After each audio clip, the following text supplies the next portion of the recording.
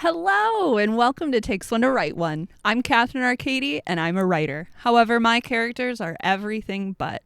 While research gives me information about their jobs and lifestyles, it doesn't give me the first-hand experience needed to write a well-rounded character. So I created this podcast where I invite people on to talk about their jobs, their hobbies, or their beliefs, because it takes one to write one. On today's episode, I'll learn more about motorcycle clubs. I look forward to learning more, and I hope you do too. Let's hang!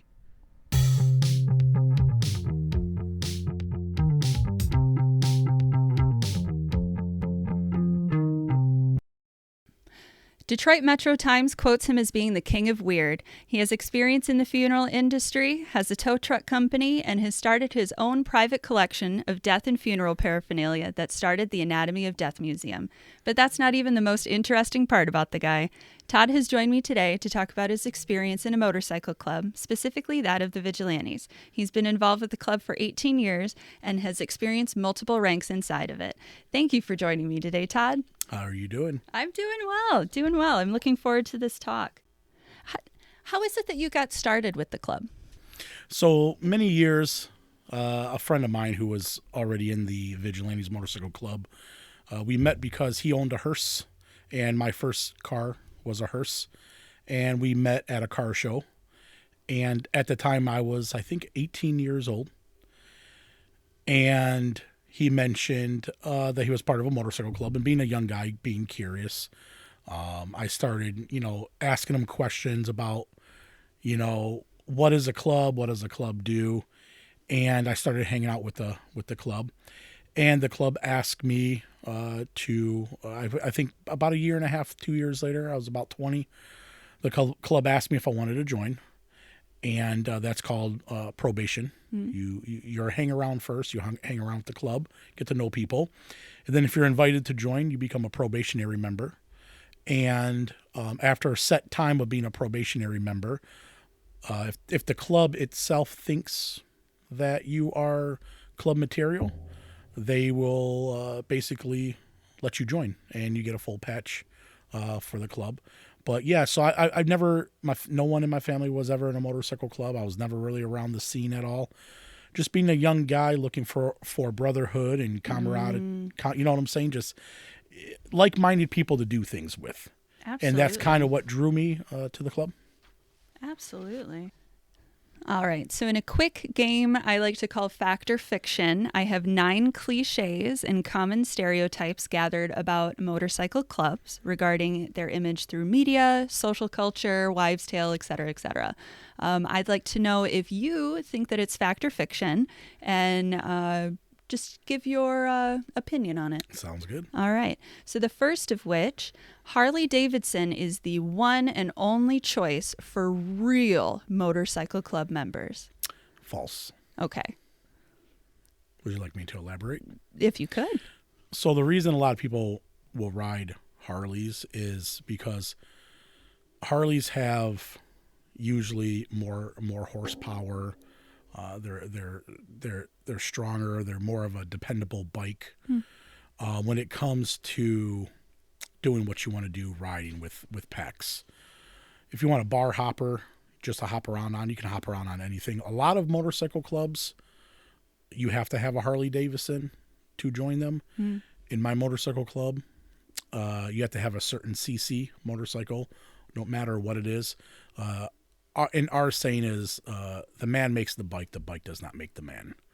So in our motorcycle club, you can basically choose to ride whatever kind of bike you want. It just has to be a certain cc or higher. What does the cc mean? CCs is like the size of the motor. Okay. 600, 650, 700, 750, 800, and then up. And usually the bigger the cc is on the bike, the faster and more powerful that motorcycle is. And if it's under that, is it like, hey, sorry? Go get a job, get a bike, okay. Save up some money, go get a bigger bike. Okay.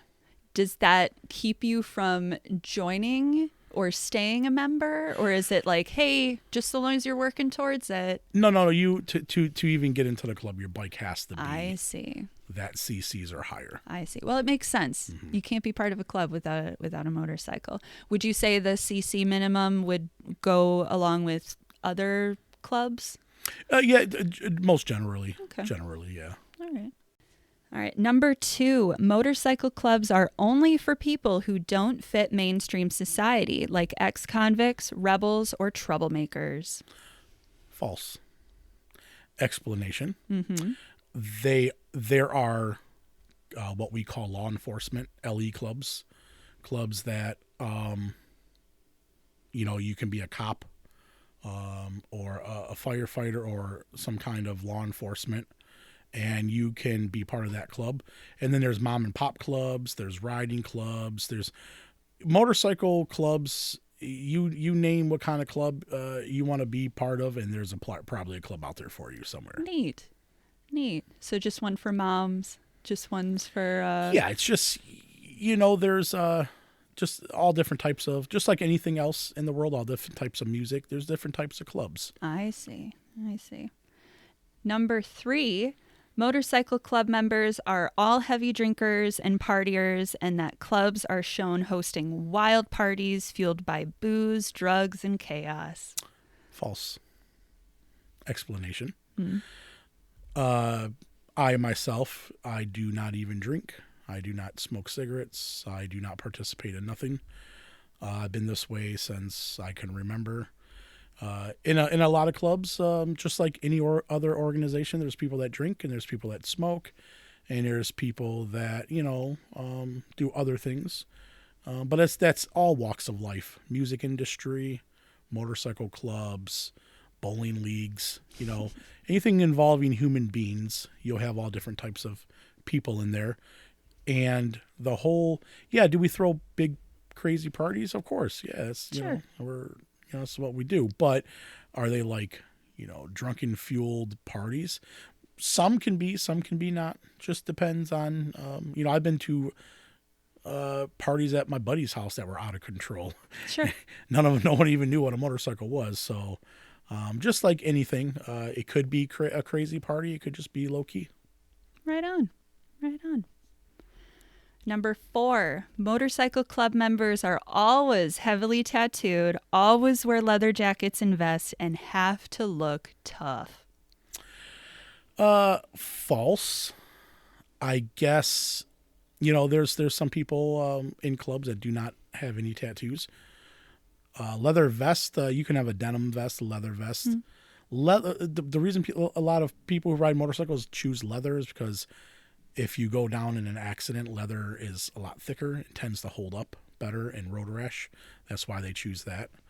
But yeah, it's and then the whole tough guy thing, I guess it's motorcycle people who usually ride motorcycles are like the rebels. They're the black sheep of the families. They are the outcast. And when it comes to us being tough, I guess we just don't take no shit from nobody. So people portray us to be tough. I'm not a tough guy, but I'm not going to run from anything. If it comes to me having to stand my ground, I'm definitely standing my ground. So yeah, like I said, you watch a lot of movies and stuff, and most guys in motorcycle clubs, I wouldn't say they're tough, but they're not cowards. They're not going to run. Most guys aren't going to run. That's valid. Number 5, motorcycle clubs frequently feud with rival clubs, and club wars and turf battles are a constant reality, leading to shootouts and revenge plots. I would also, that is a mixed answer. I would say in most general terms false, but it is a fact through history, as people can simply Google and look on the web and the internet of motorcycle clubs not getting along. And just like anything involving a majority stake of men in the organizations, you can have bowling leagues that don't get along and they want to fist fight each other. You can have, a softball league with 2 rival teams full of dudes. And there's a big fight. It's just when it comes to motorcycle clubs, it's highlighted a lot more in the public because headlines make money. Sure. And yeah, are there clubs out there that have, gotten into feuds with each other? Of course. And that is something that your listeners can research themselves. And so I guess you could kind of say it's false because not all clubs get into drama and stuff. And then it's also true because in the public, the clubs do get into, fights and stuff. Sure. A follow-up question like that, you don't have to go into too much detail, but it's my understanding that when these scuffles occur, there's a good reason for it. Like, you don't just seek out trouble. Well, I mean, yeah, sometimes, but sometimes it could just be someone who's drunk, running off at the mouth, and another member of a different club or organization, punches him or gets in his face, and the next thing you know it, again, reverts back to it. Motorcycle clubs is a male-dominated culture. And anything dealing with men who belong to different parts of something, different clubs, different organizations, there's always tension. And that's just through human history, thousands of years. One army doesn't like the other army. One country doesn't like the other country. This, Troy, the Helena of Troy. Yeah. He took my girlfriend. You know what I'm saying? Sure. So through history, it's just motorcycle clubs just get more headlines on this kind of stuff because, again, it makes money for the newspapers. That makes sense. Number 6, motorcycle clubs control small towns and communities, and that motorcycle clubs exert influence over local businesses, law enforcement, and politics, as seen on all of these TV shows. I would say that is false, but it's true as of everyone wants to be the friend of the cool kid.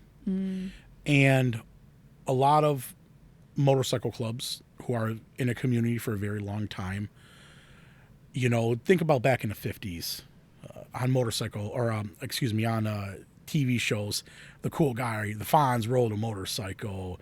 They made movies about the cool guy smoked the cigarettes and rode the motorcycles. All the women wanted the guy with the motorcycle, and the motorcycle is the rebellion part of it. It's the FU to society saying, you know what, I could die.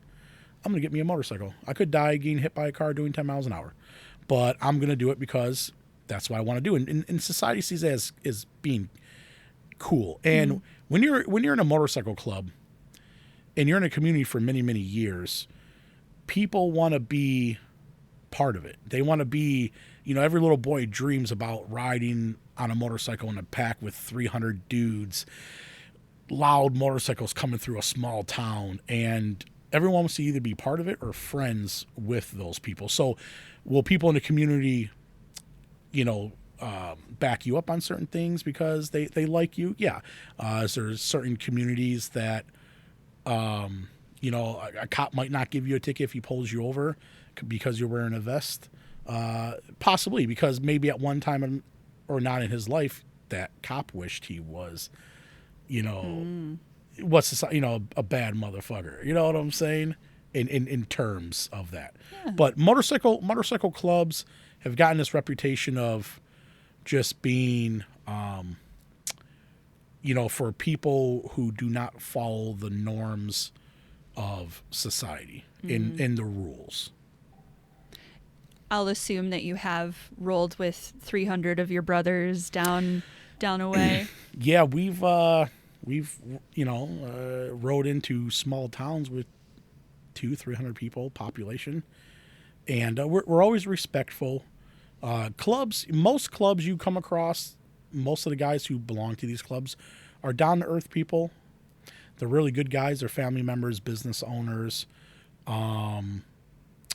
fathers and dads and brothers and sons. And if you show the respect, you'll get respect in return. Yeah. But on the other hand, being in a motorcycle club or not, any person, if you show them disrespect, they'll probably show you disrespect back. That's valid. That's just the give and take of things.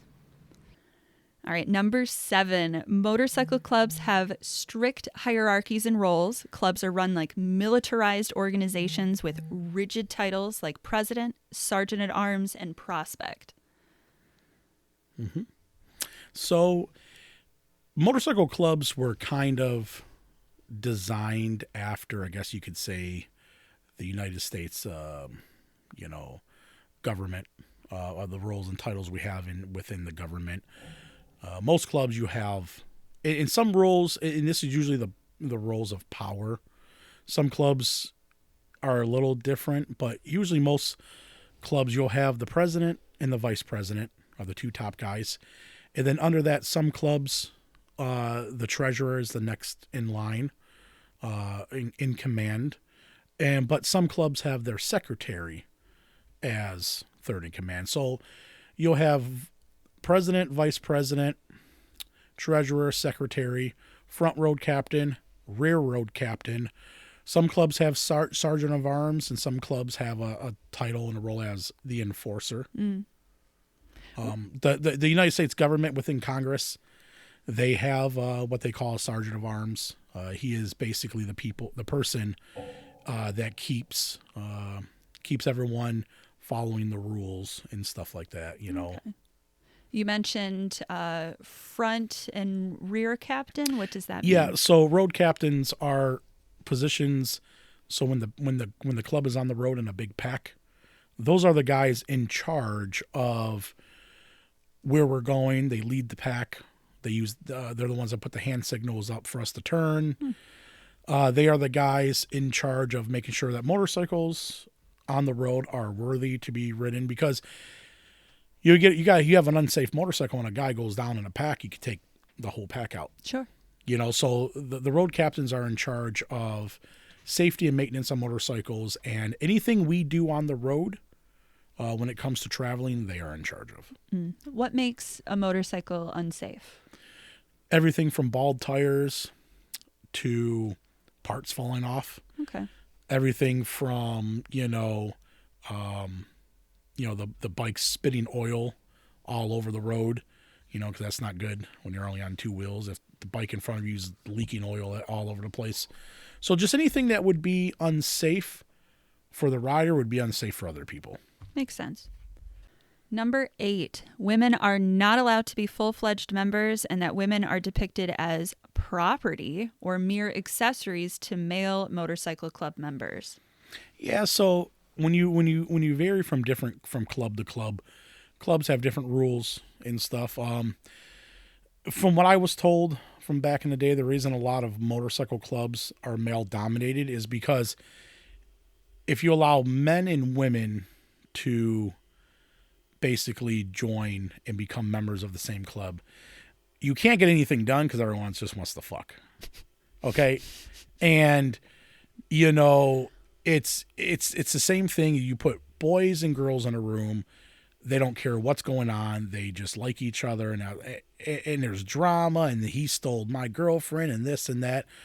So a lot of motorcycle clubs were started with men because a lot of motorcycles were built for men back in the day. They're very heavy and tall. And, were there women riders from the beginning? Of course. There's also a lot of women clubs out there. And you have to be a woman to join their clubs, because if you let men join, testosterone, masculinity, they just want to punch people and this and that, or they want to get crazy and party. But there's a lot of women clubs out there that they don't want the whole crazy male masculine thing around, and they just want to just be with other women who are like-minded and stuff. So just like anything, bowling clubs and pool leagues and anything else you can think of, back then it was segregated amongst the sexes. And I think it's changed a little bit over the years, but just because of tradition. But there's a lot of women motorcycle clubs that exist now that didn't exist back then. And when it comes to the whole property of thing, a lot of these clubs, it's not a disrespectful thing that they put a property of patch, property of, Hellhammer, property of Jackal, or a property of the club. the property vest means that woman is off limits, meaning she is with somebody. And if you go to a club function and you see that, you know not to mess with her. She is with somebody, and it stops the shenanigans. Now, there's clubs out there that do not make their women wear property of patches. And so again, it depends on what kind of club you belong to. With the property of, is that the same energy with the nickels that I see women wearing? So in my club, the women will have a thing called a nickel that's carved out into a V. And that's nothing proper. My club, that we do not do property of. The women in our club, our girlfriends, our wives, do not wear property of patches. We just have never done that. They would just wear a pendant, a charm with a little V on it, just to let other people know and other clubs know, hey, it's like a wedding ring almost kind of thing. Oh, okay. It's kind of like a wedding ring. You see a wedding ring on a woman, hey, she's spoken for, she's taken, or even a man, hey, he's got a wedding ring on, he's spoken, taken for. So it just stops the bullshit in, the whole male-dominated world of motorcycle clubs. Makes sense. All right, number 9. The patch is sacred and must be defended at all costs. A club patch or colors are considered untouchable, and disrespecting them leads to serious consequences. You can use your imagination towards something I'm about to say. You will have to kill me before you get the patch on my back. You will literally have to take the breath out of me before you take my patch. My patch is like what the American flag is to the military. The American flag is very sacred amongst people in the military. That's why you have the game capture the flag, because that's the most discouraging thing you can do to another military is capture their flag and take their flag. My vest, my patch is my flag. My patch is my life. I have done a lot for this patch. Not everyone can wear the patch that I have, and it might sound stupid to some people, like, oh, it's a patch. It's just a piece of material. It's a club. It's not what it is. It's what it represents. And if anyone wants to try to ever take my patch, good luck. You're going to have to really put in work to get it. Sure. Is the patch that you were given when you joined the same patch that you have now, or does it change throughout the years? Same patch. Yep. Is it a kind of ceremonious time when you receive the patch, or is it like, hey, here you go? Yeah, so when you become a probationary member is someone who is not a full member, but he has to come around and abide by certain rules and, come clean the clubhouse and go on club runs. And you just have to prove to the other brothers that you are capable of being a brother. You're willing to help out each other, and you're willing to go the extra mile to defend and make sure your brothers are without. And once you prove yourself to the club, randomly, it could be a month, it could be a year probation. And when the other brothers think that you are ready to be one of them and to call yourself the name of your club, one of them, they will give you your, we call them rags. Rags is a term to back then. These guys rode wild, and their denim vests would be ripped and torn and covered in oil, and they would look like old dirty rags. And so we call them rags. You're given your rags, and those are yours. No one else is to wear it. No other non-members to wear it. That is who you are, and they belong to you. It's sacred. That makes sense. Now, when you said that it can be a month, it can be a year before the club decides you're ready, is that a matter of the dedication that you show, the work that you put into? Like, is there a fast track to doing it? No, just when people think you're ready. There's no There's no set of rules. You need to do this, become a member. And this is with most clubs. You just, you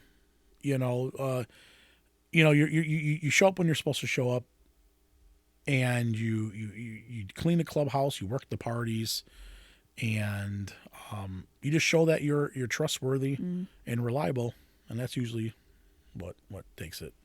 Right on. Right on. Well, actually, before we move on, you had mentioned that there's a lot of history with motorcycle clubs, specifically in Detroit. Could you elaborate more on that? So, back after World War II, a lot of returning vets wanted the thrill of war. You know, you're flying a B-52 bomber. You're raiding villages and shooting Nazis and bombs blowing up, and then you go from that to 2 months later, the war is over, and you're sitting on your front porch, and the birds are chirping, and there's sunlight, and the whole thrill of war and all that it's greater than you sitting on your porch. So what happened is a lot of returning vets from World War II, they had a lot of surplus Harley Davidsons from the war that the government started selling. So a lot of these guys, because of brotherhood and being around other men for so many years in the war, said, you know what, let's start getting little clubs together. And it's an excuse for men to get together and just fuck off. You know what I'm saying? Hey, it's my club. We're going to go race our motorcycles up a hill or whatnot. And what happened was a lot of these clubs formed. And in Hollister in the late 40s, there was an incident where a bunch of motorcyclists got drunk, kind of took the town over and made headlines all over the world, or all over the United States. And when the American Motorcycle Association was talking about their members, they said that 99% of the people who attended the rally were law-abiding citizens. There was only 1% of the attendees that were out of control. So what happened was, after that, a lot of clubs that were kind of a little bit more rowdy took that as an honor, and they started calling themselves 1%ers. We are the 1% that are rowdy and crazy, and and so a lot of clubs started adopting the 1% thing. And that was a lot of West Coast stuff. And then clubs started forming on the east side of the United States. And what happened was, in Detroit, the Metro Detroit area is very unique amongst other areas of the United States. You go to most towns, most big cities, you'll maybe have, and this was back in the day, you might have 4 or 5 dominant clubs of that area. That's about it. Here in Metro Detroit, there is 100 clubs. Really? I mean, there's so many clubs here. And it just, Detroit, the Metro Detroit area, the motorcycle culture scene is unlike anything else around the United States. Completely different. What makes it so different? Just that there's so many clubs that people have to kind of learn to get along. And a lot of this stuff you hear on the news and TV amongst other clubs in California and other, you can't really do that here because there's so many clubs here. You can't go against everybody. So you got to learn to get along. You got to learn to exist with other clubs. Does that lead to like an oversaturation of clubs? Like, is there such a thing as too many clubs in one area? I mean, just like anything. I mean, you can name anything right now. It's just, you have too many, you have 2 lamps in your living room. Cool. You have 15. Now it's a problem. You can eat a slice of pie at night. You eat 6, it's a problem. So just like anything, too many of something is a bad thing. But I think in the motorcycle club world here in Detroit, the clubs have kind of policed themselves to where if there was a bad apple amongst the community, they've, found a way to, not hang around with those people. And then after a couple of years, those clubs would kind of go away. So I think it's just the right amount of, what you want in an area and when it comes to clubs. Right. Do you see that continuing in this area, being a big diverse hub? Yeah, Michigan is different because of the auto industry and the unions and stuff. All different walks of lives, all different types of people, join clubs Sure. and stuff. But it's kind of cool to see. You don't want to hang out with yourself all the time. You want to hang out with other people. So I think Metro Detroit does a pretty good service for the motorcycle culture in the area. That's rad. By engaging in the senses, writers make their story's world feel real, allowing readers to connect with characters on a deeper level and experience the atmosphere, mood, and tension firsthand. Sensory experiences help readers visualize the scene while drawing on their own experiences, making the narrative more engaging, memorable, and emotionally resonant. Let's break down some of these senses regarding motorcycle clubs. So, regarding being in the club, how important is observation and attention to detail? I've been to the clubhouse with you. You're always looking around. And I'm at a restaurant with you. You're always looking around. It seems that it's in your blood and really affects you. Could you speak more on that? Yeah. So let me go back a little bit when it comes to being a member in a club. Usually, a member that's in a motorcycle club, that is usually the breadwinner of the family. That is usually the protector of the family. Some people would say like the alpha male of whatever group he's part of. That's usually what motorcycle clubs are made up of. We're made up of, men that keep their word for the most part. And clubs are made up of men that are they stand on their own 2 feet. They're very proud men. And most guys who join motorcycle clubs have been around the block, have, raised families, and they were previous military and stuff. So it's instilled into you to know your surroundings. So even before I was in a club, I always knew to, within a day of age we live in, you don't know who's in the room. You walk in with a room, you got 40 strangers in that room. Can someone in that room possibly shoot the place up? Can someone rob the place? Can someone beat up his spouse? You just don't know what's going to go on. So usually when I walk into a room, I like to evaluate what's going on in that room. Just like when I'm driving a car. When you're driving a car, you're always looking around, checking, turning around behind your shoulders, looking in the rearview mirrors, just being alert. And I think the problem with a lot of young people in society these days, I will watch young people be on their cell phone walk right out to a parking lot. I was at Hobby Lobby earlier today, and I watched this girl walk right out into the parking lot on her phone and literally almost got ran over. And they're oblivious about their surroundings. And I think to be part of a society, you have to know what's going on around you, because I think not knowing what's going on around you is being selfish. And when you live in a society with other people, you have to be aware of what's going on, who's in the room, just for safety or anything else like that. Yeah. What challenges occur when maintaining a peaceful environment at the clubhouse, and what happens when you host other clubs? I've been to the clubhouse before, and you guys are, keeping in check yourselves. It doesn't seem like you need a lot of checking in, but do you approach situations where, you got to give a talking to? Yeah. Even let's revert to if I wasn't in a motorcycle club and someone came into my personal house and they were very respectful and they were a guest, you treat them with respect, But if someone was to walk into my house and they wanted to disrespect me or my home, I would have to ask them to leave. And just like being in a motorcycle club, if you give respect, you get respect. So, motorcycle clubs have learned to hang out with each other. They have learned to respect each other when they come to, each other's clubhouses and stuff.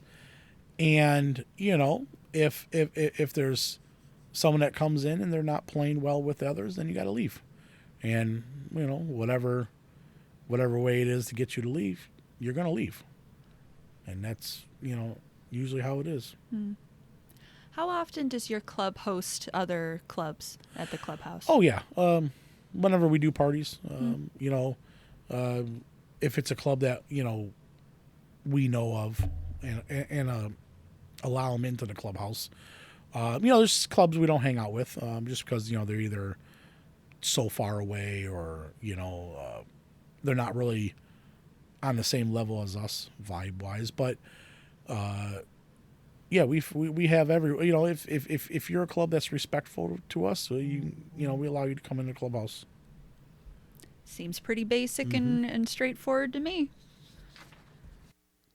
So maybe not specifically to your club, but are there acronyms or code words that you'll see used in other motorcycle clubs or amongst yourselves to communicate? Yeah, some clubs they wear different patches that indicate different things that member has done in the club. Being from 20-year member, honorary member. But yeah, just different patches with different clubs represent different things. Like I said, every club is different and stuff. Okay. Is this...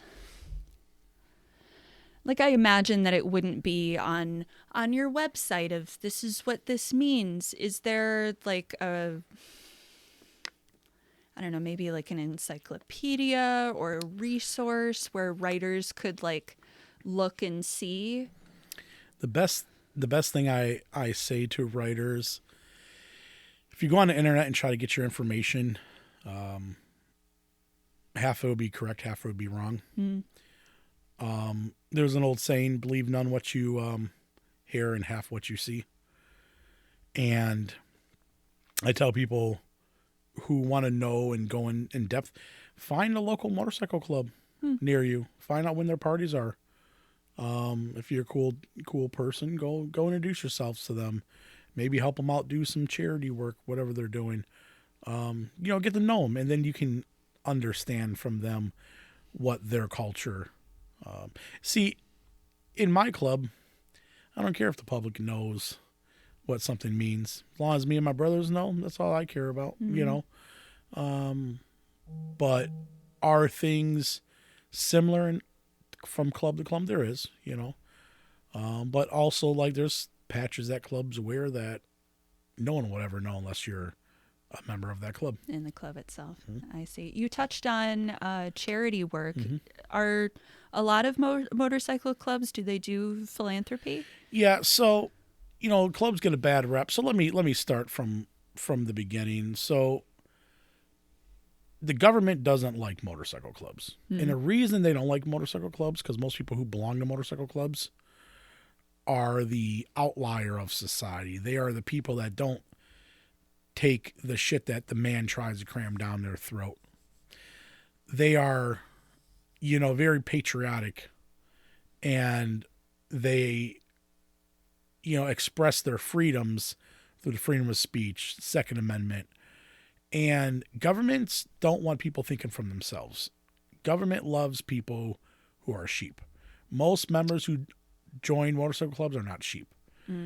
They are the most patriotic Americans you can think of. Like I said before, they're business owners, family members, moms, dads, brothers, uncles, sons, sisters, wives.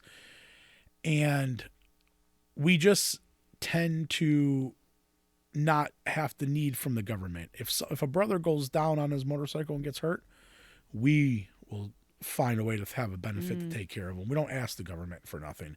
We take care of our own. And when it comes to, the government, liking us or not, we just do our own thing. All right. Does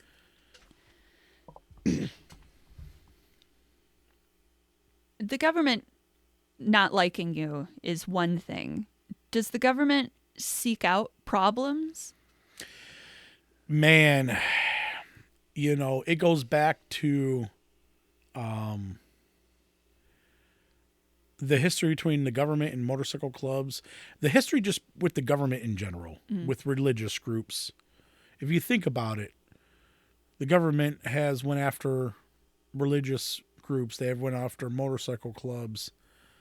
They have went after, organizations that don't fit into the mold that the government wants you to fit into. And if you're, part of an organization that's doing your own thing, well, the government doesn't like that.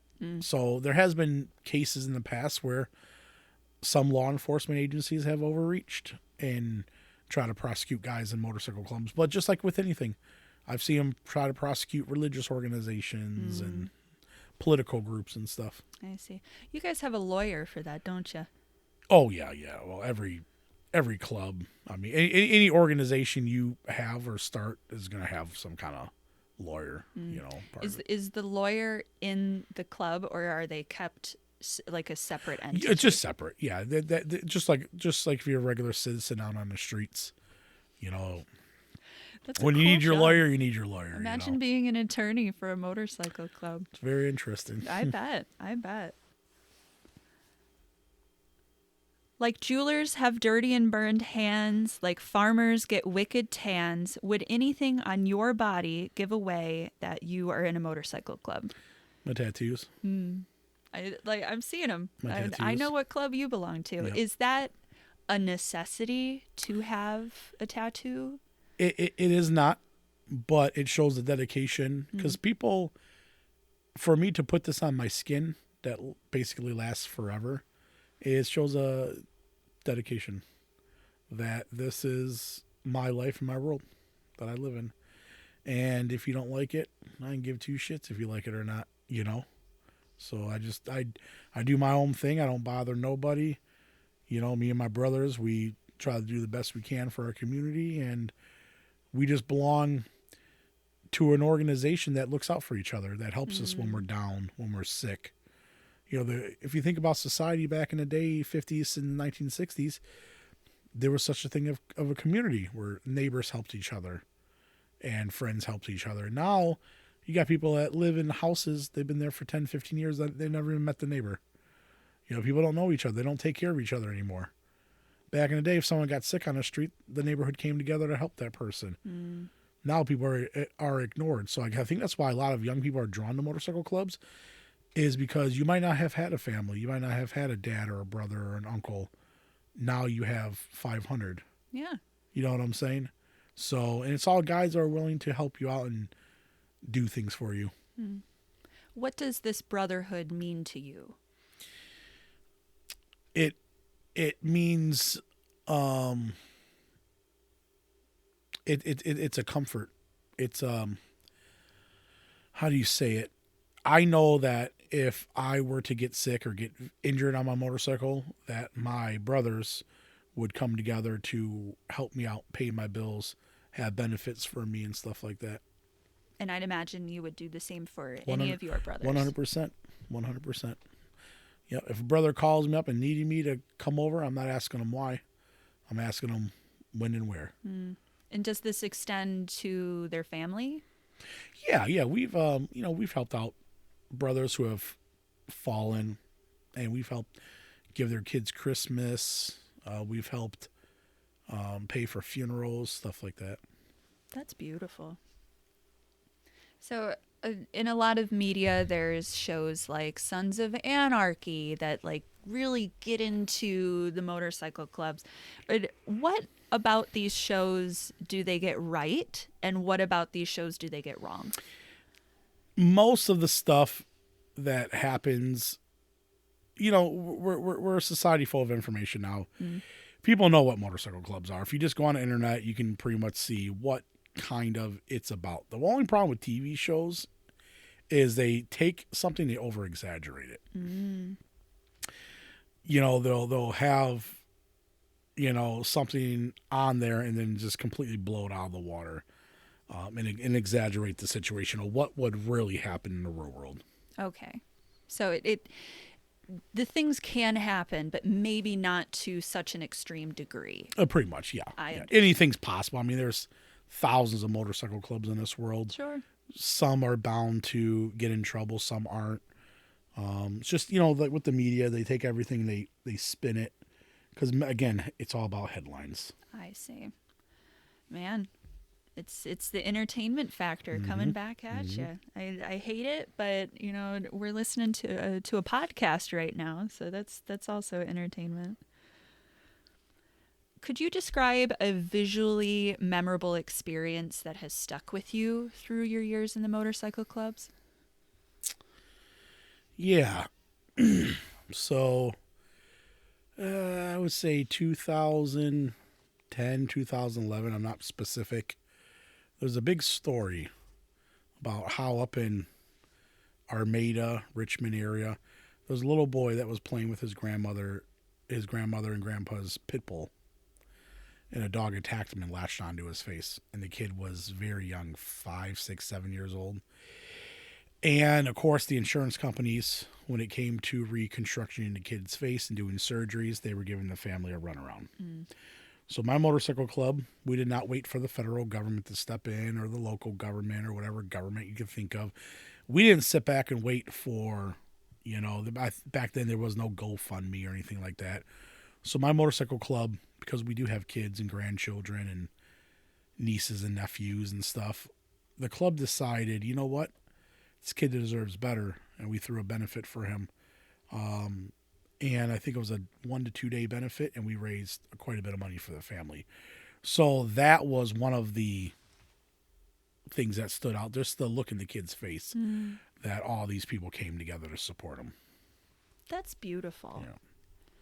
You could it's not all grit and angry and butting heads. Like I've been in the clubhouse. Yeah, I mean, fun. Does things like that happen with other clubs and stuff? It does. Sure. But I'm the guy late at night. If your relative, your wife, your daughter, your son, your grandfather, your grandma is walking home late at night or driving home and their car breaks down on the side of the road or at the gas station, I am the type of guy you would want Absolutely. to pull up, because, you know, we are gentlemen. But on the other hand, if you want to test us or anything, then you can find out, you know. That's true. If you could mute a specific sound while doing what you do, what would it be? I'm not quite sure. You like all the sounds. You don't mind any of the motorcycles humming. You don't mind the rowdiness. You like all the sounds and everything. I have to sleep next to a fan at night because it's loud. You like the sound. I like sounds. I like noise. Well, then, what's your favorite sound while doing what you're doing? Your voice. Todd, I'm not in the motorcycle club. Oh, you mean in the club world? Mm-hmm. What is my favorite thing? Your sound. What's your favorite sound? What do you love hearing? When I'm doing about 80 miles an hour on the freeway and I'm the only person on the freeway and my motorcycle's echoing under the bypasses. And it's just me, and there's a thin layer between me and death. Ooh. And you learn when you're on a motorcycle and you're doing about 75, 80 miles an hour and you're on the freeway, all the bullshit in life goes away, because you understand that in a split second, car pulls out in front of you, your tire pops, you're done. You're going to be in a life of bound to a wheelchair, or you're going to be dead. To me, I'd rather be dead. So, puts life in perspective when you're on a motorcycle. When you're on something that can kill you, maybe that's why people who ride motorcycles are maybe a little bit, it's like when they say people who drive Mercedes are this, or people who like Subarus and Outbacks are more, you know, tended to go on walks and hikes. And motorcycles attract people who live life to the edge, with a snap of a finger. I have watched someone living on a motorcycle riding, and then I get a call 2 minutes later that person went up the road and someone pulled in front of them and that person doesn't exist anymore. So with a snap of a finger, you can go from being alive to being dead. And it puts life in perspective. I guess that's why guys who live in motorcycle clubs, maybe we do party a little bit more than the average partier. Maybe we ride faster and quicker. Maybe we're a little bit louder than other people. Maybe we're quicker to punch someone in the face that, wants to harm us or anything, because we know life is short. And either you get living or you get dying. And that's the fact of life. And a lot of people who are in motorcycle club roads and ride motorcycles, we understand that you could be dead. I could be talking to you on this microphone right now. I can get on my motorcycle, and I only live 6 blocks from here. And I get 5 blocks, and I never get that last block home. And we know what the world is, and so whatever you do, take it to the fullest. Live life to the fullest, but respect people. But do not take disrespect from nobody. In society, laws are designed to say, yes, you have to put up with someone's disrespect. You have to put up with their bullshit, because if you punched them in the face, like we would have done hundreds of years ago, you're the bad man. Well, guess what? I live in a world, if you treat me with respect, you get respect. You treat me with disrespect, you get disrespect. You get treated from me how you treat me. And I just don't have time for no one's bullshit at all. No one's bullshit. And I'm a big guy. I'm covered in tattoos. I will punch someone in the face quicker than you can say the word Mississippi. But I am also the guy that will pull over on the side of the road and change someone's tire, push their car out of the way. I don't think there's a homeless person I've ever passed I haven't given money to. It's not out of guilt. It's not out of, I need to do this. It's just the kind of lifestyle I live is what you see is what you get. There's nothing that's fake. It's not a movie. I live real life. And also being in the funeral business, I see that life can be taken from you instantly. So back to everything, I live life the way I want to live life, and I respect people and their religion and culture and sexual orientation. I don't care who you date, what you do your thing.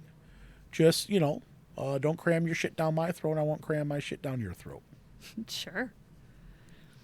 While you are riding, 80 down, having the time of your life, loving it, do you have music playing during that sort of stuff? Oh, yeah. What music genres do you think most of the club listens to?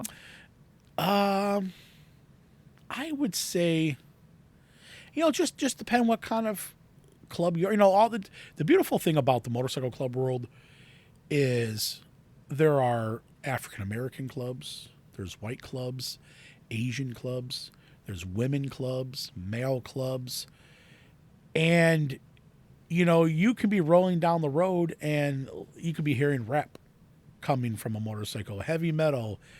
Me personally, I like classic rock and heavy metal and stuff like that. But there's people in my club. They listen to rap. They listen to classic rock. They always talk, you got that death metal bullshit on, stuff like that. So me personally, I got the tunes cranked to where I'm in my own little world. Rad. Do bikes automatically have a stereo outfitted, or is that like an extra accessory that people bring? Just most. When I say a bagger is a big bike with multiple bags on it and a fairing and something that's made for traveling. Most of the time, those motorcycles come with radios and speakers and stuff like that. But your little bit smaller bikes that you would get that are just for traveling around town and stuff, most of them do not come with stereos. Some people would put stereos on them. Just like a stereo in your car, you just cranking it, I guess music just helps you get through a lot of bullshit in life. Absolutely. Ain't that the truth? If you're just driving in your hearse and you hear a bike going down the road and you hear something from that bike, what would you hear where it's like, man needs to get that checked out? Well, I tell you one thing that bothers me. People think a lot of bikes to be loud is to be to be annoying. That people want to make bikes loud to be, look at me, and it's, crazy. Motorcycles that have pipes on them that you can hear, if you can hear it on the side of the road, whoever's in the car in front of them can hear it. And I've experienced so many times on my motorcycle to where someone will start getting over into the lane, not paying attention with their radio or their cell phone, and I got to crack the pipes. That means rev the bike up, and then they hear me, and all of a sudden that they don't run into me. So when I hear a bike that goes by and it's really, really quiet, I just know that person is going to have problems out on the road. Oh. What extra precautions do motorcyclists have to take while on the road with other vehicles? Loud mouth. I would tell you go fuck yourself quicker. I'm the type of person, if an accident is an accident, meaning, if you turned your blinker on, you got over, it was a pure accident and you almost hit me. I understand. But now, if you have no blinker on and you cut 3 lanes and I see you on your phone and you're not paying attention and then you almost hit me, you're going to have a problem. Absolutely. I don't condone road rage, but it's one of those things to where I would rather road rage with someone than be dead. Sure. Meaning that I didn't get their attention. People don't care no more. People in society do not care. All these cars are so full. People are like, oh, I ride a motorcycle because I can. I'm seeing people racing around these days, just not being safe at all. So there's people that, they'll carry certain things on their motorcycle to deter motorists from not paying attention or smacking into them. What sort of things?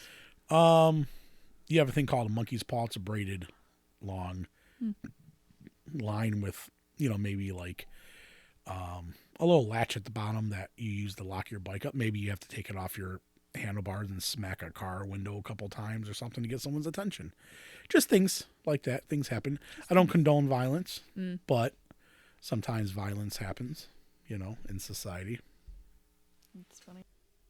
So I've been to the clubhouse before and you've introduced me to some of your brothers. I don't know their legal names. I know their club names. How do these nicknames come to fruition? So you can't, very rarely do you come into the club with your own nickname. When we figure you out and we know who you are, we will give you your nickname. And sometimes it's a cool nickname. Sometimes it's not. And that is just how we roll. You can't come into the club and your, club name is, Slash or Hellhammer or something sweet like that. You know what I'm saying? We're going to give you a nickname, of what your character is, so. And when it comes to legal names, there's very few club brothers I have that I know their real legal names. Yeah. I just know their club name. Is that like a safety measure to where like people are asking and you're like, who's this guy? And you're like, I don't know. I only know him as Chainsaw. Maybe back in the day before social media, but because we live in a world of social media, everyone knows each other's names now. But I guess back then it could have been a thing, but yeah, today it's, you do, in the club, if you do something specific, if you own a motorcycle shop or you're a chef or something, a fun nickname will come from us. These names don't necessarily have to be like noble or like characteristics. Sometimes if a guy's 7 feet tall, his nickname's Tiny or Pee Wee, or if a guy is, his name, say a guy name is John, say his name's John and he's short, he might get the name Big John. Sure. You know what I'm saying? Or Tiny, or, but Tiny's 6'7", 300-pound dude. So again, this is a an organization that is made up of men, and this is what men do. They give each other nicknames. It's like a weird 12-year-old boy thing, but this is what happens.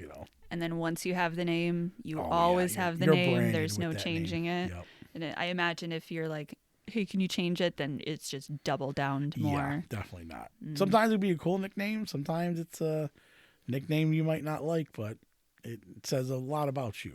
I see. Oh, are the nicknames given at the same time the patch is given?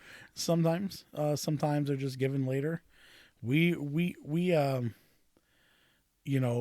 a guy in the club.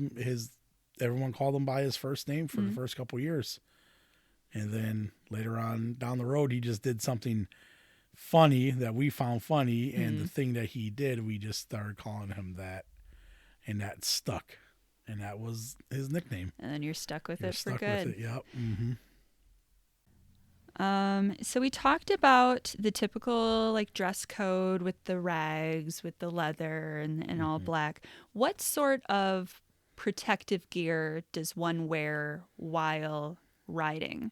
You mentioned the leathers. I imagine there are helmets. We're not a helmet state anymore, so you don't have to wear a helmet. But people don't realize is a helmet is probably rated up to about 35-40 miles an hour. So most of the times you can do a pretty bad accident. It doesn't matter if you're wearing a helmet or not. So a lot of guys don't wear helmets. I think the number one thing everyone wears is shatterproof glasses, sunglasses, and clear lenses. That's it. Your leather is just on your back, no sleeves, no gloves, no chaps, just blue jeans. If you're going down, you're making it a point. You know what I'm saying? I see. Yeah. Live with it, die with it. What sort of accessories do you see people outfitting their motorcycles with? Or is it more of like the keep it basic sort of vibe with motorcycle clubs? Guys will, it's just like a hot rod, rims and loud pipes and aftermarket seats and radios, and it's a guy thing. Sure. You're never done with it. You're never done working on it. Paint jobs, just everything. Do people most often only have one bike, or is it like once you have one, you get 12? Yeah, 1, 2, 3. Some guys have one bike, some guys have multiple bikes. How many do you have? 1, 2, 3, 4, 5, 6, 7, 8, 9 or 10. I'm not quite sure. Do they all do something different? Yeah, one is for long trips. One is a chopper. One is a bar hopper. It's a smaller, shorter bike that can just, zip around town on. Just like cars. You need a pickup truck, you need a minivan, and you need a car. So you all do different things. I see. And when people do the outfits with aftermarket stuff, are there certain websites that folk go to, or is it just whatever you find? Just whatever you find. Now it's Amazon. That's where everyone buys their stuff from now. Ooh. Yeah, very anti-government until the Amazon comes into it. It's capitalism for you. This has been the first part of a 2-part series for motorcycle clubs. I hope you learned more. I know I did. Thanks for listening, and stay tuned for part 2. Follow me at Takes One to Write One on socials, find research material on my YouTube, and vibe to my writer-centric playlists on Spotify. Until then, I'm Katherine Arcady, and remember, it takes one to write one.